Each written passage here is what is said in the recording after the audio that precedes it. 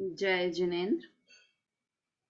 निज स्वरूप को परामरस, जामे भर्यो अपार। वंदो परमानंदमय, समय सार अविकार। कुंद कुंद मुनि चंद्रवर, अमृत चंद्र मुनीन। आत्मरसी बनारसी, वंदो पद अरविंद। पंडित बनारसी दास जी कृत नाटक समय सार ग्रंथ के सर्व विशुद्धि द्वार अधिकार पर हमारी चर्चा चल रही है। अभी तक इस द्वार में हमने 2 प्रकरण मुख्य रूप से पढ़े। पहला प्रकरण था कि भाव कर्म का कर्ता कौन है, कर्ता और भोक्ता भाव कर्म का कौन है। पूरे लॉजिक से, न्याय से उन्होंने बात की कि भाव कर्म का कर्ता पुद्गल क्यों नहीं है, और दोनों जीव और पुद्गल मिलकर क्यों नहीं है, जीव ज्ञानी जीव भी क्यों नहीं है, सिर्फ अज्ञानी जीव ही भाव कर्म का कर्ता कहा। दूसरा प्रकरण जो यहाँ पर चला था वो शादवाद वाला प्रकरण था कि अन्य मत वाले कैसे जीव को देखते हैं और जैन धर्म कैसा जीव को देखता है। हम भी आगे के जितने अध्याय पढ़े उनसे कहीं अज्ञान को पोषण नहीं कर लें, इसलिए भी आचार्य को लगा कि मुझे ये क्लियर करना चाहिए कि जो मैं आगे बात कहकर आया हूँ वो एक नए का कथन है ना, निश्चय नए से है किंतु व्यवहार से कैसा है। तो इस तरह से उन्होंने बहुत बैलेंस बनाकर बात की। अब तीसरा प्रकरण हमारा जो यहाँ शुरू हो रहा है वो ज्ञान ज्ञेय संबंधी प्रकरण है। देखो हमारी क्या मान्यता है कि हम परद्रव्य के साथ किसी भी तरह से अपना संबंध स्थापित करना चाहते हैं, है ना। ये अज्ञानी जीव की या हमारी बहुत बड़ी मान्यता, मिथ्या मान्यता है। अब शुरू के द्वारों में ये कह दिया कि परद्रव्य मेरे नहीं है, पर के साथ तुम्हारा देखो वो प्रत्यक्ष भिन्न दिखाई देते हैं ना, शरीर अलग हो जाता है, आत्मा अलग है, तो पर से ऐसा संबंध नहीं है। उसने दूसरा बोला कि ठीक है पर मेरे नहीं है, किंतु मेरा और पर का कर्ता कर्म संबंध तो है, तो उस बात का निषेध किया कि कर्ता कर्म संबंध भी मेरा परद्रव्य के साथ नहीं है। फिर तीसरी उसने बात की कि भोक्ता भोग्य संबंध मेरा पर के साथ है, कि जो मैंने कर्म किए हैं उनका फल तो मुझे भोगना है, तो ऐसा पर के साथ मेरा भोक्ता भोग्य संबंध है, तो उसका भी निषेध किया। अब अज्ञानी जीव एक और चीज लेकर आया। क्या बात लेकर आया कि चलो ये तीनों संबंध नहीं है, किंतु ज्ञायक ज्ञेय संबंध तो मेरा पर के साथ है। ज्ञायक ज्ञेय संबंध पर के साथ है, अर्थात मैं जानने वाला और ये सब जानने में आने वाले जितने भी पर पदार्थ हैं वो मेरे जानने में आते हैं और मैं उनको जानने वाला हूं, ऐसा संबंध तो मेरा पर के साथ है। ऐसी बात, और ऐसी बात करके वो किसी न किसी तरह से परद्रव्य के साथ अपना संबंध स्थापित करने की कोशिश करता है ना। तो यहाँ पर क्या कहा कि जो पर आगे की ओर गाथाओं में कि पर जानने में आएगा, तो वो भी उसकी योग्यता है पर की कि पर जानने में आए, और उस समय की तत्समय की योग्यता वैसी है, उसके लिए पर जानने में आता है। किंतु पर के कारण मेरे ज्ञान में किसी तरह का कोई विकार नहीं होता। पर को जानने से मेरा ज्ञान किंचित भी विकारी नहीं होता। देखो 2-3 बात इसमें समझना। अगर पर को जानने से ज्ञान विकारी हो जाए तो सबसे ज्यादा विकारी भगवान हो जाएंगे। क्यों? क्योंकि भगवान को तो जितने ज्ञेय हैं समस्त ज्ञेयों को जानते हैं। हम तो लिमिटेड ज्ञेयों को जानते हैं, किंतु भगवान तो समस्त ज्ञेयों को जानते हैं। इसलिए भगवान सबसे ज्यादा विकारी हो जाएंगे पर को जानने से, अगर ज्ञान विकारी हो जाए तो। दूसरा, जब भावलिंगी मुनिराजों को रिद्धियां प्रकट होती है तो रिद्धियां प्रकट होती है ना, कितनी कितनी रिद्धियां होती है, इतना जान लेते हैं। अवधि ज्ञान, केवल ज्ञान भी एक रिद्धि है। 64 रिद्धियों में सबसे पहली तो केवल ज्ञान रिद्धि है। और अवधि ज्ञान, मनः पर्यय ज्ञान, इतना इतना जानते हैं। तो ये तो ज्ञान निर्मल होता है तो रिद्धियां प्रकट होती है। और हम क्या कह रहे हैं कि ये जानने से आत्मा विकारी हो जाता है। तो मुनिराज दूसरे नंबर के विकारी, सबसे बड़े विकारी हो जाएंगे। सबसे ज्यादा विकारी भगवान, उसके बाद मुनिराज, है ना। द्रव्यलिंगी मुनिराज चक्षु इंद्रिय जय करते हैं। द्रव्यलिंगी या भावलिंगी सभी मुनिराज 28 मूल गुणों में होता है ना। 5 इंद्रिय विजय, है ना। 5 महाव्रत, 5 इंद्रिय विजय, ऐसे होते हैं ना, 5 समिति। तो 5 इंद्रिय विजय में एक होता है चक्षु इंद्रिय विजय। उसमें क्या करते हैं सुनीता आंटी बताएं, चक्षु इंद्रिय विजय में क्या करते हैं मुनिराज? आंख बंद कर लेते हैं? नहीं, फिर क्या करते हैं? देखते हैं, वो सभी को देखते हैं। तो फिर चक्षु इंद्रिय अपने को भी विजय देखते हैं। मतलब क्या हुआ? मतलब उसमें ममत्व नहीं करते वो, उसमें राग द्वेष नहीं करते, वो जानते ही जानते हैं बस चीजों को। हाँ, चक्षु इंद्रिय विजय जो नाम है ना, तो चक्षु इंद्रिय के विषय समझना। जैसे स्पर्शन इंद्रिय जय, ऐसा बोलते हैं ना अपन।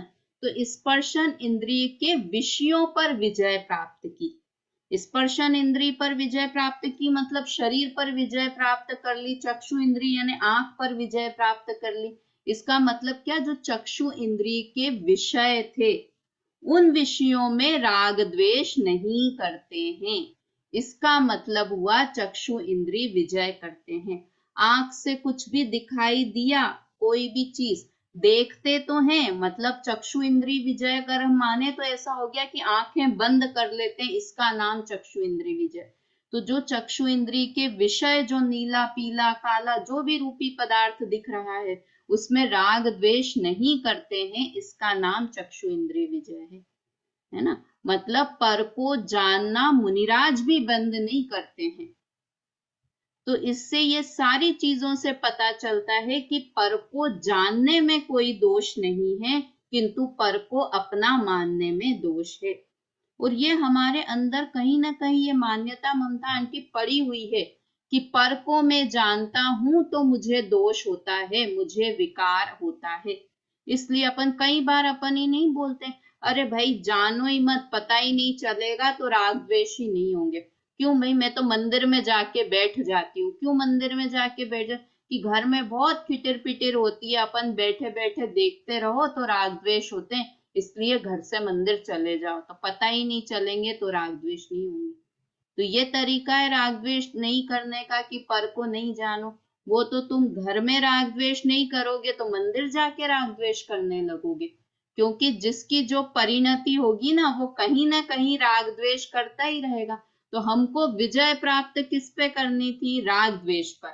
और हमने किस पर विजय प्राप्त करने की कोशिश की कि मैं पर को नहीं जानूं, घर में नहीं रहूं, मैं टीवी देखूंगा तो मुझे विकार होगा, इसलिए टीवी नहीं देखना। मतलब इसका ये मतलब नहीं है कि हम टीवी देखना शुरू कर दें। इसका भाव क्या समझना कि टीवी देखने से विकार नहीं हो रहा है, किंतु उसमें राग द्वेष करने से हमें विकार हो रहा है ना। तो यहाँ बहुत सूक्ष्म बात जो अपनी चल रही है, मैं स्क्रीन शेयर करती हूँ। 50 नंबर का छंद हमने पिछली क्लास में पढ़ा था। वापस एक बार इस छंद को पढ़ते हैं और फिर आगे की बात प्रारंभ करते हैं। एक बार छंद बोलते हैं। ज्ञान का ज्ञेयाकार रूप परिणमन होता है, पर वह ज्ञेय रूप नहीं हो जाता। एक साथ बोलते हैं छंद। ज्ञान को सहज ज्ञेयाकार रूप परिणवे, यद्यपि तथापि ज्ञान ज्ञान रूप कयो है। ज्ञेय ज्ञेय रूप यो अनादि ही की मर जात, काऊ वस्तु काऊ को स्वभाव नाही गयो है। एते पर को मिथ्या मति कहे ज्ञेयाकार, प्रतिभासन सो ज्ञान अशुद्ध वैरयो है। याही दूर बुद्धि सो विकल भयो डोलत है, समुझे न धर्मयो भरमाहि भयो है। देखिए इसका अर्थ अपन ने इसका छंद का तो पढ़ लिया था, एक मिनट। हाँ आपके पास है राजेश आंटी, किताब है आपके पास, ग्रंथ है। ममता भाभी आप पढ़िए, इसका अर्थ पढ़िए। आपके पास होगी ना जिनवाणी में, ऊपर नहीं हो रहा है स्क्रीन।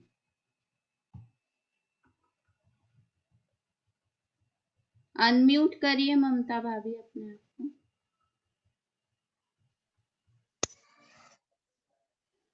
यद्यपि ज्ञान का स्वभाव ज्ञेयाकार रूप परिणमन करने का है, तो भी ज्ञान ज्ञान ही रहता है और ज्ञेय ज्ञेय ही रहता है। यह मर्यादा अनादि काल से चली आती है। कोई किसी के स्वभाव को ग्रहण नहीं करता।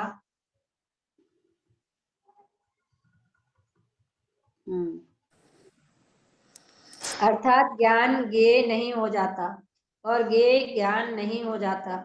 इतने पर कोई मिथ्यामती वैशेषिक आदि कहते हैं कि ज्ञेयाकार परिणमन से ज्ञान अशुद्ध हो रहा है, सो वे इसी मूर्खता से व्याकुल हुए भटकते हैं। वस्तु स्वभाव नहीं समझे, भ्रम में भूले हुए हैं। हाँ देखो इसमें कितनी मुख्य बात क्या है इसमें, कि ये वो क्या मानते हैं, मिथ्यामती मानते हैं या वैशेषिक क्या मानते हैं, ज्ञेयाकार परिणमन से ज्ञान अशुद्ध हो रहा है। ज्ञान ज्ञेय को जानता है, इसलिए ज्ञान अशुद्ध हो जाता है, ऐसा वह मानते हैं। तो यह मान्यता गलत है। वस्तु व वस्तु स्वभाव को नहीं समझते हैं, क्योंकि वस्तु स्वभाव क्या है, आत्मा का स्वभाव क्या है, स्व पर प्रकाशक। स्व और पर दोनों को प्रकाशित करना, दीपक की तरह। जैसे दीपक स्वयं को भी प्रकाशित करता है और अन्य को भी प्रकाशित करता है, ऐसे ही ज्ञान है वो स्वयं ज्ञान में आत्मा भी जानने में आता है और पर पदार्थ भी जानने में आता है। ये ज्ञान की स्वच्छता है। किंतु वो क्या मानते हैं कि ज्ञेयाकार परिणमन करने से आत्मा अशुद्ध हो जाता है। तो ये मान्यता हमारी गलत है ना। इसलिए हमें कभी किसी चीज को जानने से खौफ नहीं रखना चाहिए कि हमने जान लिया तो कुछ अपराध हो गया। जानने में कभी अपराध है ही नहीं। जानना स्वभाव है और स्वभाव अपराध नहीं होता है। तो जाने, किंतु उसके बाद जो हम राग द्वेष करते हैं, मोह करते हैं, अपना पराया करते हैं, वो करते हैं, वो मुख्य बंध, कर्म बंध का कारण है। पर को जानना कर्म बंध का कारण नहीं है ना। विशेष पढ़िए, सुशीला आंटी पढ़िए विशेष। वैशेषिकों का एकांत सिद्धांत है कि जगत के पदार्थ ज्ञान में प्रतिबिंबित होते हैं, इससे ज्ञान अशुद्ध हो जाता है। सो जब तक अशुद्धता नहीं मिटेगी तब तक मुक्त नहीं होगा। परंतु ऐसा नहीं है। ज्ञान स्वच्छ आरसी के समान है, उस पर पदार्थों की छाया पड़ती है। सो व्यवहार से कहना पड़ता है कि अमुक रंग का पदार्थ झलकने से कांच अमुक रंग का दिखता है, पर वास्तव में छाया पड़ने से कांच में कुछ परिवर्तन नहीं होता, जो का त्यों बना रहता है। हाँ मतलब बिल्कुल ये स्वच्छता के लिए दर्पण का उदाहरण देते हैं कि कितनी भी चीजें दर्पण में झलकें, किंतु उससे दर्पण अशुद्ध नहीं हो जाता। ऐसा देखा कि मेरे मुंह पर यहाँ काला काला कुछ निशान लग गया, अब मैं कांच में देखने गई, अब मैं कपड़ा लेकर कांच को साफ करूं, क्यों, क्योंकि देखो यहाँ काला दिख रहा है ना, कांच में कालापन दिख रहा है, तो मैं कांच की कालीमा साफ करूं, तो कब मेरा मुंह साफ हो जाएगा कि नहीं, वो कालीमा मेरे ऊपर है। दर्पण तो क्या कर रहा है, जैसा है वैसा दिखा रहा है। तो हमारा ज्ञान कैसा है कि जो वस्तु जैसी है वैसी दिखा रहा है। अब हम उसमें राग द्वेष करने लगे कि अरे ये अच्छी वस्तु नहीं है, ये अच्छी वस्तु है, ये मेरी वस्तु है, ये पराई वस्तु है, तो ये हमारा दोष है। ज्ञान तो हमेशा से शुद्ध ही है। केवल ज्ञान होने पे शुद्ध होगा कि अभी भी शुद्ध है? अभी भी शुद्ध है। मति श्रुत ज्ञान है, वो ज्ञान भी शुद्ध ही है। ज्ञान कभी अशुद्ध होता ही नहीं है। कितनी अच्छी क्वालिटी है ज्ञान की कि ज्ञान कभी भी अशुद्ध नहीं होता है ना। और हम खुशी की बात ये कि वो ज्ञान हमारा स्वभाव है, मतलब हम भी कभी अशुद्ध होते नहीं हैं ना। चलिए आगे का छंद पढ़ते हैं। ये तो अपन ने पिछली क्लास में पढ़ा था, एक बार रिवीजन जैसा कर लिया। जगत के पदार्थ परस्पर अव्यापक हैं। अव्यापक है मतलब एक में एक मिलते नहीं है, व्याप्त नहीं होते हैं एक में एक जगत के पदार्थ।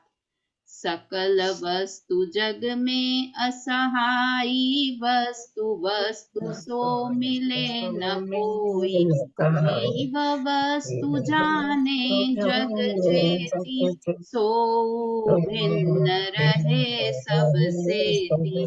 देखो क्या लिखा, सकल वस्तु जग में असहाई। जितनी भी, सकल मतलब जितनी भी वस्तुएं जगत में है। कितनी वस्तुएं हैं जगत में?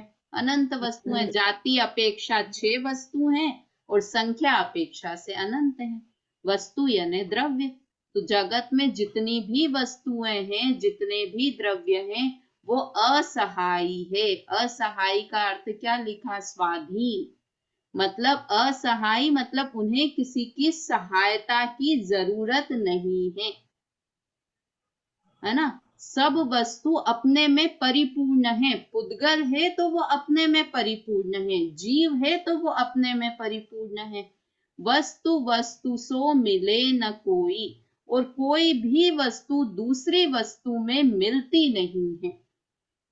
दो बातें हो गई। एक तो किसी वस्तु को दूसरी वस्तु की सहायता की जरूरत नहीं है, और एक वस्तु दूसरी वस्तु से मिलती नहीं है। वो भी सहायता की जरूरत भी क्यों नहीं है? क्योंकि वो अपना काम करने में पूर्ण है। और कोई वस्तु दूसरी वस्तु में मिलती क्यों नहीं है? क्योंकि वो खुद भरी हुई है पूरी। कोई पानी का ग्लास पूरा भरा हुआ है तो उसमें गुंजाइश ही नहीं है कि कोई दूसरी वस्तु उसमें आकर मिले। अनंत गुण जीव में भी हैं और अनंत गुण पुद्गल में भी है ना। तो जरूरत ही नहीं है कोई एक द्रव्य को दूसरे द्रव्य में कुछ करने की। मतलब वास्तव में ना ये चीजें सुन के खुशी होना चाहिए। स्वतंत्रता सुन के कि कितनी स्वतंत्र व्यवस्था है सारी चीजें। ये दो चीज कोई विचार करें तो कितनी शांति का अनुभव होगा कि जगत की सभी वस्तुएं स्वाधीन है। सभी वस्तुएं छोड़ो, मैं तो अपनी बात करूं कि मैं भी स्वाधीन हूं, मुझे किसी की जरूरत नहीं है। अभी सुशीला आंटी बीमार में पड़ जाऊं तो डॉक्टर की जरूरत है कि नहीं है? ये तो कहने के लिए यहाँ पर कह दिया कि स्वाधीन है, किसी को किसी की अपेक्षा नहीं है, किंतु लगता है वो कि भी नहीं, स्वाधीन है, वो भी वो भी स्वाधीन स्वाधीन है। है। डॉक्टर क्या कर लेगा आकर? जितनी आयु होगी उतनी है, एक दिन भी बढ़ा नहीं पाएगा। मतलब सब स्वतंत्र है, कब वस्तु का उत्पन्न होना है, कब वस्तु का नाश होना है, सब स्वाधीन है। और किसी को किसी की जरूरत भी नहीं है। ये निमित्त नैमित्तिक संबंध भले हो, किंतु वास्तव में एक द्रव्य को दूसरे द्रव्य की जरूरत नहीं है। गुरु की जरूरत है हमें ज्ञान करने के लिए। ज्ञान करने के लिए गुरु की जरूरत है, ज्ञान करने के लिए ग्रंथ पढ़ने की जरूरत है। ज्ञान तो स्वभाव है हमारा एक्चुअल में। हाँ, ज्ञान तो स्वभाव है, किंतु बस क्योंकि देखो इवन सम्यक दर्शन करने के लिए भी मैं ग्रंथ को पढ़ूं तो सम्यक दर्शन होगा। जरूरत है। नहीं, तिर्यंच को हो नहीं। जाता है सम्यक दर्शन, है ना। तिर्यंच ने कितने ग्रंथ पढ़े? कोई ग्रंथ नहीं पढ़ा है। देखो मैं ना ये अभी ग्रंथ ही पढ़ रही थी जब अभी पढ़ने क्लास के पहले भी, और तो मुझे कैसे लग रहा था कि मैं तो है ना ऐसे 4 ग्रंथ, या मेरे पास अनुशीलन भी है, सुदीप जी का भी है, मेरा भी है, गुरुदेव का भी, ऐसे 4-5 ग्रंथ निकाल के सब में से पढ़ते हैं। पर जब कुंद कुंद आचार्य देव लिखते होंगे तब उनके पास कितने ग्रंथ होते होंगे कि उसमें से देख कर कुछ उपदेश कर दें या कुछ लिख दें। अभी अपन कुछ लिखे भी ना तो अपन ऐसे करते हैं, देखो इस ग्रंथ में मोक्ष मार्ग प्रकाशक में ऐसा कहा है, मोक्ष शास्त्र में ऐसा कहा है, समय सार में ऐसा कहा है। अपन तो 10 जगह से ज्ञान इकट्ठा करते हैं, किंतु कुंद कुंद आचार्य देव और ये षट खंडागम आदि ग्रंथ लिखे जब पुष्पदन बुद्ध, तो कहाँ से ज्ञान आया? कि मतलब ज्ञान ज्ञान में से आया, है ना।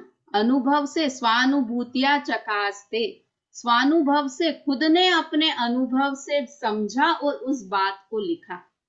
अपने को तो अब हम इतने डिपेंडेंट हो गए कि हम अपने आप से कुछ पढ़ना ही नहीं चाहते। कितने लोग अपने में से अपने स्वतंत्र स्वाध्याय करते हैं तो बहुत अच्छी बात है, करना चाहिए ही सही, बहुत अच्छी बात है ममता। मतलब ये स्वतंत्र अभी स्वाध्याय अभी इतने दिन से क्लास नहीं थी तो किसने समाचार उठा के पढ़ा? इतने डिपेंडेंट है, इतने दिन से हाँ क्लास नहीं थी तो किसी ने समाचार उठा के नहीं पढ़ा। मैंने भी नहीं पढ़ा, हाँ, किसी की क्या मतलब अभी अपन है ना, अगर कितनी अपन अकेले पढ़ते हैं ना तो रीडिंग ही होती है वो, खाली वो इतना डीप में नहीं जा सकते हम लोग। सिर्फ हाँ रीडिंग तो कर लेते हैं बट हाँ वो रीडिंग ही होती है खाली। हाँ, जैसे है ना ये अपने राजेंद्र जी पंडित जी साहब और ये सब बोलते हैं कि है ना, लाइफ में बैलेंस होना बहुत जरूरी है। कि जैसे कुछ हम प्रवचन भी सुने, कुछ हम स्वयं से भी पढ़ें और कुछ हम स्वयं से चिंतन भी करें। तीनों चीजें होनी चाहिए। हमको क्या सुनने सुनने सुनने का एक व्यसन जैसा हो गया कि हाँ सुनना है सुनना है सुनना है, किंतु खुद भी जो पढ़ते हैं ना, खुद पढ़ते हैं तो बहुत और समझने की कोशिश करके। अब तो इतने साल हो गए ना अपने को भी स्वाध्याय करते करते, तो समझ में आने लगा है। तो खुद पढ़ते हैं, उस स्वाध्याय में बहुत मजा आता है। खुद पढ़ के खुद नोट्स बनाए, अंडरलाइन करें, फिर नहीं समझ आए तो किसी से पूछें। पर हम तो खुद पढ़ने की कोशिश ही नहीं करते हैं, तो फिर कहाँ समझने समझाने का। गुरुदेव के समय कैसे होता था कि तत्व चर्चा होती थी, इतने प्रश्न इकट्ठे होते थे कि आजकल तो तत्व चर्चाएं फेल सी हो जाती हैं। अगर कभी शिविर में भी, पहले शिविरों में तत्व चर्चा का अलग से कार्यक्रम होता था। किस लिए? कि एक भाई पीरियड लगता था। हाँ, सब लोग अपने अपने ग्रंथ पढ़ते हैं तो किसी को कोई शंका हो तो उसमें पूछे, तत्व चर्चा में वो शंका समाधान करें। अब तत्व चर्चाएं बंद ही करनी पड़ी शिविर से। मतलब मैं उज्जैन के शिविर की भी बता रही हूँ, सुशीला आंटी की, पहले रखते ही थे, अब बाद में प्रश्न आने ही बंद हो गए। वो प्रश्न भी आएंगे तो कैसे आते हैं कि भाई वो रात्रि उटपटांग भोजन, आएंगे। हाँ ये क्या दोष है, इसको खाने में क्या दोष है, अच्छा कद्दू खाने में क्या दोष है, अरे ये खाने में, ये वाले प्रश्न आ जाते हैं। मतलब वो स्वतंत्र स्वाध्याय खत्म सा हो गया है। और पहले जब युगल जी बाबूजी थे ना, इतनी अच्छी सूक्ष्म चर्चाएं होती थी कि बहुत अच्छी समाचार होती, शिविर ग्रंथ में में इतनी भी नहीं ऐसा, लगता था। हाँ मतलब बहुत अच्छी। तो स्वतंत्र स्वाध्याय करना चाहिए अपने को, है ना। तो यहाँ तो क्या अपनी स्वाधीनता से बात आई कि स्वाधीन है, किसी की जरूरत नहीं है, न ज्ञान करने में न वैराग्य करने में, किसी भी चीज में एक द्रव्य को दूसरे द्रव्य की जरूरत नहीं है। हर द्रव्य स्वतंत्र है। और क्या लिखा है यहाँ पर? जीव वस्तु जाने जग जेती, सोऊ भिन्न रहे सब सेती। कि जीव का एक गुण है, क्या गुण है? कि जितनी भी जान वस्तुएं हैं उन सबको जीव जानता है, जान सकता है। ये जीव वस्तु जाने जग जेती, जितनी भी वस्तु है, सोऊ भिन्न रहे सब सेती, किंतु एक भी ऐसा गुण नहीं है कि वो परद्रव्य का हो जाए या परद्रव्य उसका हो जाए। समझ में? जानेगा सबको पर होगा किसी का भी नहीं। सही है। एक भी ऐसा गुण, एक भी ऐसा धर्म, एक भी ऐसी शक्ति आत्मा में नहीं है कि कोई पर का थोड़ा सा अंश तो आत्मा में आ जाए या आत्मा का थोड़ा सा अंश तो पर में चला जाए। देखो ये अपन आत्मा और पर ऐसा बोलते हैं ना, तो लगता है हाँ हाँ किसी की बात चल रही है। अपन तो ऐसा समझो कि मेरा थोड़ा भी, मेरा सुख, मेरी शांति थोड़ी भी मेरे बच्चों में नहीं जा सकती, मेरे बच्चों का थोड़ा कुछ भी मेरे अंदर नहीं आ सकता, मेरी उम्र का एक क्षण भी मेरी मम्मी को नहीं दे सकती, मेरी मम्मी मुझे नहीं दे सकती। हर चीज में लगाना, हर चीज में, ज्ञान में, आयु में, सब चीज में लगाना, सुख दुख में कोई द्रव्य किसी अन्य द्रव्य को कुछ नहीं दे सकता है। और जानेगा किसको? कि जानेगा सब द्रव्यों को, किंतु सबसे भिन्न रहेगा। सबको जानने वाला गुण आत्मा में है, सर्वज्ञत्व शक्ति आत्मा में है, किंतु ऐसी एक भी शक्ति नहीं है कि कोई एक द्रव्य अन्य द्रव्य का हो जाए, ऐसी शक्ति आत्मा में नहीं है। चलिए पढ़िए इसको। राजेश आंटी आप पढ़ते क्यों नहीं है? इसमें अनम्यूट करके पढ़िए इसको, अर्थ इसका।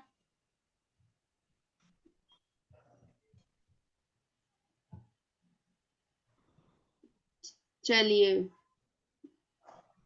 बेला भाभी पढ़िए, आप पढ़िए। निश्चय न से जगत में सब पदार्थ स्वाधीन है, कोई किसी की अपेक्षा नहीं करते और न कोई पदार्थ किसी पदार्थ से मिलता है। जीवात्मा जगत के जितने पदार्थ है उन्हें जानता है, पर वे सब उससे भिन्न रहते हैं। भावार्थ, व्यवहार नय के जगत के द्रव्य एक दूसरे से मिलते हैं, एक दूसरे में प्रवेश करते और एक दूसरे को अवकाश देते हैं, पर निश्चय नय से सब निजाश्रित है, कोई किसी से नहीं मिलते हैं। जीव के पूर्ण ज्ञान में वे सब और अपूर्ण अज्ञान में यथासंभव जगत के पदार्थ प्रतिभासित होते हैं, पर ज्ञान उनसे मिलता नहीं है और न वे पदार्थ ज्ञान से मिलते हैं। हाँ, ये समझ में आया ना? जीव के पूर्ण ज्ञान में और ना तो सारे पदार्थ जानने में आते हैं, मतलब जब केवल ज्ञान हो जाता है तो सब जानने में आते हैं, और अपूर्ण ज्ञान में यथासंभव जगत के पदार्थ प्रतिभासित होते हैं।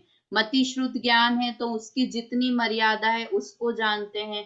अवधि ज्ञान है तो यथासंभव अवधि ज्ञान की जितनी द्रव्य क्षेत्र काल की मर्यादा है उतने को जानता है। तो यथासंभव जगत के पर ज्ञान है तो वो जानेगा ही जानेगा, चाहे निगोद का जीव हो।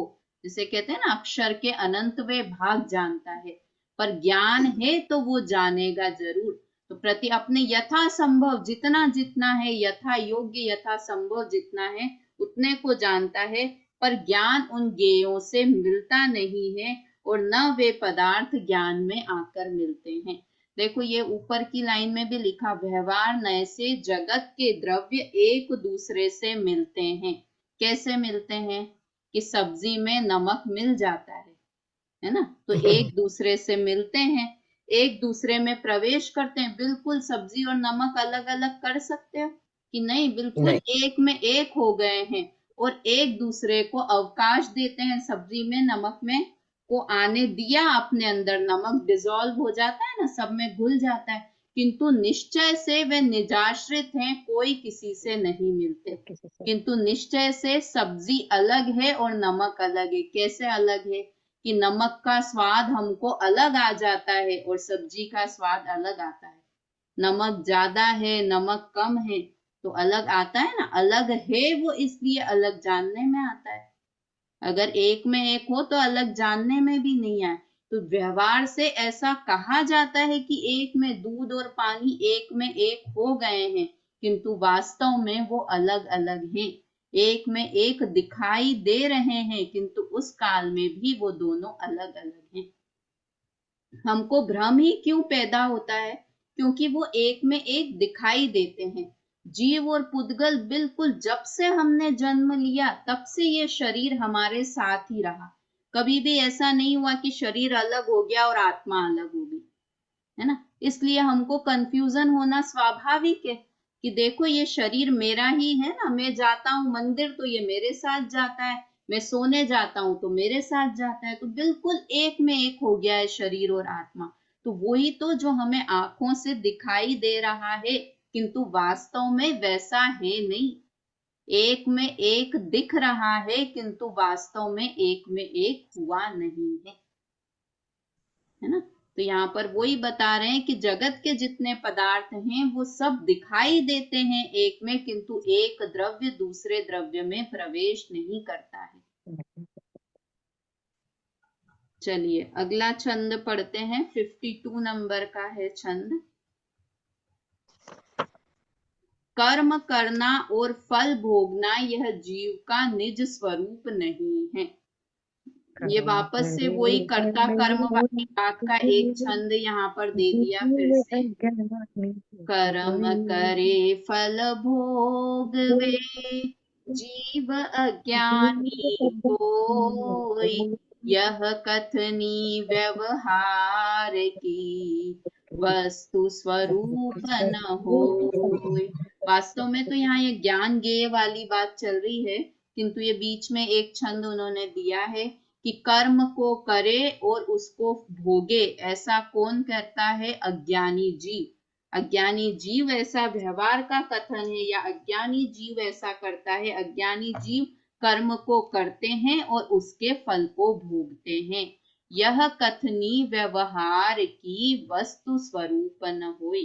किंतु यह कथन व्यवहार नय का कथन है, वास्तव में पदार्थ का ये स्वरूप नहीं है। न तो द्रव्य कर्म को करे, न भाव कर्म को करे, किंतु अज्ञानी उनका कर्ता स्वयं बनता है, उनका भोक्ता बनता है।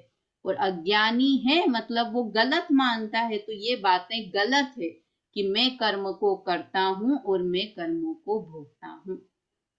देखो ये बार बार निश्चय व्यवहार वाली बात आती है ना, इसमें भी ऐसी बात है कि जो ये कहते तो हैं कि मैंने कर्म किए, मैं द्रव्य कर्मों को करता हूं, मैंने कर्मों को बांधा, मैं कर्म को भोग रहा हूं, ऐसा आगम ग्रंथों में ऐसा आता है ना, षटखंड आगम में तो बहुत आया।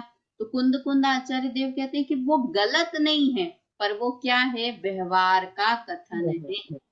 इसे कहते हैं समझदारों की भाषा। मतलब उन्होंने पूर्वाचार्यों का रिस्पेक्ट भी रखा। अगर वो कहते ना कि वो बात गलत ही है, जीव कर्म का करता ही नहीं है, जीव फल को भोगता ही नहीं है, तो हम कहेंगे अरे ऐसा तो षटखंडागम में कहा है। तो क्या कहते हैं? षटखंडागम में गलत कहा है। ऐसा ऐसा एक आचार्य कभी दूसरे आचार्य का विरोध नहीं कर सकते। तो उन्होंने कितने रिस्पेक्टफुली बात कह दी कि जो ये कहते हैं ना कि जीव करता है, जीव कर्म का भोगता है, वो व्यवहार नय से कहा गया है। तो जो षटखंडागम में आचार्य ने कहा, पुष्पदंत भूतबली आचार्य ने जो बात कही, वो किस नय से कही? कि वो व्यवहार नय से ये बात उन्होंने कही। और जो मैं एकदम यहाँ मना बात कर बता देंगे तो रही हूँ, हाँ? एकदम से मना कर देंगे तो निश्चयभाषी कहलाएंगे, निश्चयाभासी कर्ता मानना ही कहलाएंगे। नहीं। हाँ, तो वो ये कह रहे हैं कि जो कहा गया है, देखो देखो जो कहा गया है ना, वो गलत नहीं, वो किंतु वो व्यवहार नय से कहा गया है। अब व्यवहार कैसा है वो तुम समझो कि वो असत्यार्थ है, किसी अपेक्षा से कथन करता है, किंतु उनका डिसरिस्पेक्ट नहीं किया, नहीं तो सारा 3 अनुयोग एक तरफ रह जाएंगे और द्रव्यानुयोग एक तरफ रह जाएगा। क्योंकि तीनों ही आगम में, तीनों ही अनुयोगों में व्यवहार नय का कथन है। तो सारे सारे आगम, सारे अनुयोग मिथ्या हो जाएंगे। तो क्या कहा कि जो कहा जाता है ना, वो व्यवहार का कथन है, किंतु निश्चय से क्या है? पदार्थ का ये निज स्वरूप नहीं है कि जीव पर द्रव्य का कुछ भी करे, पर भावों को करे, द्रव्य कर्म को करे, भाव कर्म को करे, ये जीव का स्वभाव नहीं है ना? ऐसा निश्चय का स्वरूप समझो। एक छंद और पढ़ लेते हैं, अभी हैं 6-7 मिनट। ज्ञान और ज्ञेय की भिन्नता।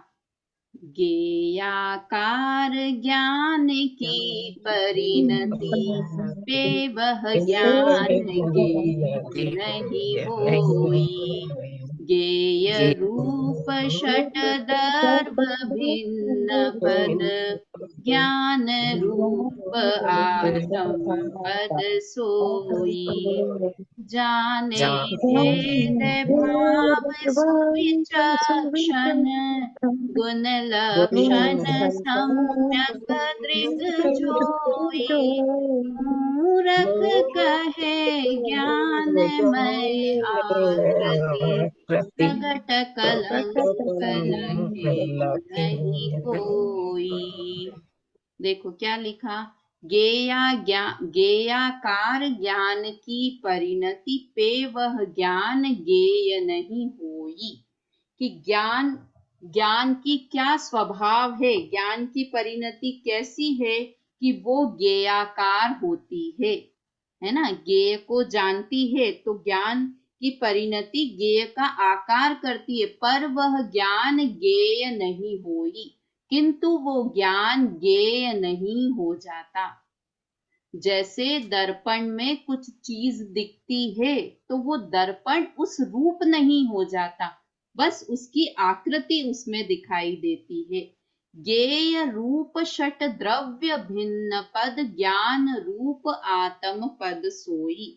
जो ये 6 द्रव्य हैं वो सब कैसे हैं? ज्ञेय हैं, वो भिन्न हैं।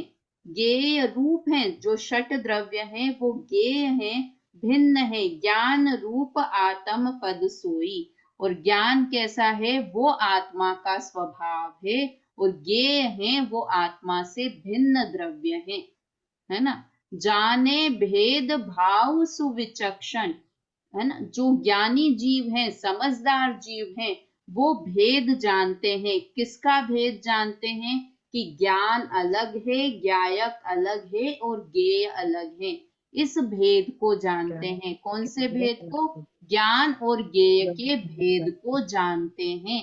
वो लोग समझदार हैं, विचक्षण हैं। गुण लक्षण सम्यक दृग जोई। और वे ऐसे गुण भेद को जानकर अपने सम्यक्त्व को निर्मल करते हैं, सम्यक दृष्टि होते हैं। मूर्ख कहे ज्ञानमय आकृति प्रगट कलंक लखे नहीं कोई। किंतु जो मूर्ख होते हैं, अज्ञानी होते हैं, वो क्या मानते हैं कि ज्ञान में जो आकृति आई उससे ज्ञान भी उस आकार का हो गया। जो आकृति दिखी तो ज्ञान भी ज्ञेयाकार रूप हो गया। मूर्ख ऐसा मानते हैं, है ना। अभी और इसमें नीचे आएगी कि कैसा मानते हैं कि ज्ञान ज्ञेयाकार हो गया। इसका क्या मतलब है? प्रगट कलंक लखे नहीं कोई। किंतु ये स्पष्ट दिखता है कि ये अशुद्ध बात है। मतलब अगर पदार्थ अशुद्ध है तो ज्ञान भी अशुद्ध हो जाएगा, किंतु वास्तव में ऐसा होता नहीं है। एक बार इसका अर्थ पढ़ो तो और अच्छे से क्लियर होगा। इसमें पढ़िए, सुनीता आंटी पढ़िए इसका अर्थ। ज्ञान की परिणति ज्ञेय के आकार हुआ करती है, पर ज्ञान ज्ञेय रूप नहीं हो जाता। 6 द्रव्य ज्ञेय है और वे आत्मा के निज स्वभाव ज्ञान से भिन्न है। जो ज्ञेय ज्ञायक का भेदभाव गुण लक्षण से जानता है, वह भेद विज्ञानी सम्यक दृष्टि है। वैशेषिक आदि अज्ञानी ज्ञान में आकार का विकल्प देखकर कहते हैं कि ज्ञान में ज्ञेय की आकृति है। इससे ज्ञान स्पष्टतया अशुद्ध हो जाता है। लोग इस अशुद्धता को नहीं देखते। हाँ, मतलब वो क्या मानते हैं कि ये ज्ञान में जो ज्ञेय झलके उससे ज्ञान अशुद्ध हो गया, है ना। तो जब तक, इसलिए वो पर को जानने का ही निषेध करते हैं, है ना। अभी नीचे के इसमें लॉजिक और देंगे कि देखो, आप कहते हो ना कि आत्मा निराकार है और ज्ञान में तो वो साकार हो जाती है, तो फिर साकार हो गई मतलब वो अशुद्ध हो गई। ऐसा ये आगे नीचे प्रश्न उत्तर आएंगे। थोड़ा प्रकरण समझ में आ रहा है बेला भाभी जो यहाँ बताने की कोशिश कर रहे हैं कि ज्ञान ज्ञेयों को जानता है, किंतु ज्ञान ज्ञेय को जानने के कारण अशुद्ध नहीं हो जाता, है ना। यहाँ पर को जानने का निषेध नहीं करना है। पर जानने में आए तो जानने में आए, उससे मेरे ज्ञान में दोष नहीं है। किंतु जो अपना मानने का विकल्प है, पर को करने का विकल्प है, वो दोष का कारण है ना। देखो, अब समय हो गया इसका विशेष पढ़ते तो बहुत अच्छे से समझ में आते कि ज्ञेय के द्रव्य क्षेत्र काल भाव अलग हैं और आत्मा के या ज्ञान के द्रव्य क्षेत्र काल भाव अलग हैं, इसलिए वो एक में एक नहीं हो जाते। मंडे की क्लास में इसको विशेष से वापस प्रारंभ करेंगे, इस चर्चा को आगे लेंगे। और बहुत समझने की है, इसको थोड़ा सा विचार करना कल दिन भर। कल संडे है ना, तो कोशिश करना कि ज्ञान और ज्ञेय में क्या संबंध है आपस में, इस बात पर थोड़ा विचार करना। जिनवाणी स्तुति अभी बोलते हैं इनका। भाव मरण से त्रस्त प्रतीक्षण, मेरे घट में अमृत घोलो, मैं विवेक बिन अंध